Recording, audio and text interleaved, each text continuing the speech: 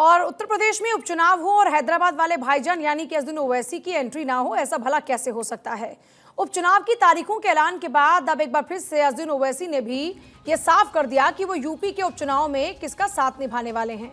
लोकसभा चुनाव 2024 में समाजवादी पार्टी ने राज्य में बेहतरीन प्रदर्शन किया था। ऐसे में यहां हो रहे उपचुनाव भी सत्ताधारी बीजेपी और विपक्ष में बैठे दलों के लिए बेहद अहम हो गए।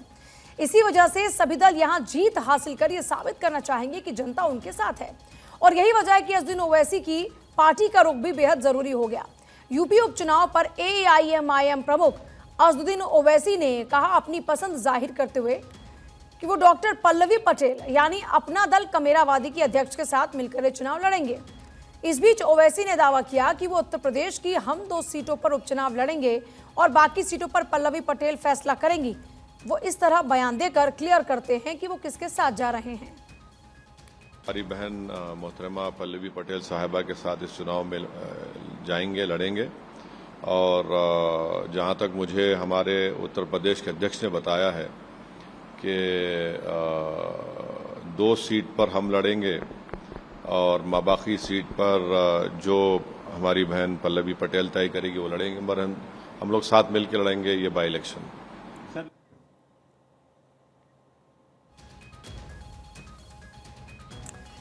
तो देखिए, असदुद्दीन ओवैसी ने क्लियर कर दिया है कि वो पल्लवी पटेल के साथ में जाने वाले हैं। दरअसल उत्तर प्रदेश की 9 विधानसभा सीटों पर उपचुनाव होने वाले और इन उपचुनाव को लेकर सभी सियासी दल अपनी अपनी तैयारी में जुटे हुए हैं। अब ओवैसी 2 सीटों पर उम्मीदवार उतारने की तैयारी कर रहे हैं और पल्लवी पटेल के साथ ही मिलकर चुनावी मैदान में वो उतरेंगे।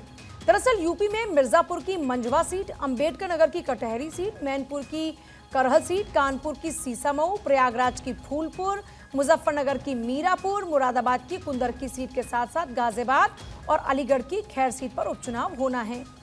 चुनाव आयोग के मुताबिक नामांकन दाखिल करने की शुरुआत 18 अक्टूबर से हो गई और आखिरी तिथि 25 अक्टूबर है। नामांकन पत्रों की जांच 28 अक्टूबर को होगी। नाम वापस लेने की आखिरी तारीख 30 अक्टूबर होगी और वोटिंग की तारीख होगी 13 और काउंटिंग की 23 नवंबर। जिन 10 सीटों पर उपचुनाव होने हैं, क्योंकि एक सीट की बात करते हैं तो भी एक सीट पर अभी क्लियर नहीं हो पाया है कि कब चुनाव होगा, क्योंकि मामला अभी भी विचाराधीन है।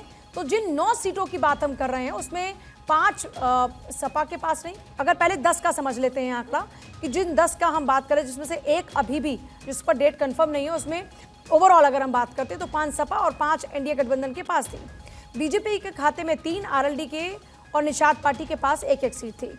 कटहरी, करहल, सीसामऊ, कुंदर की सीट सपा ने 2022 में जीती।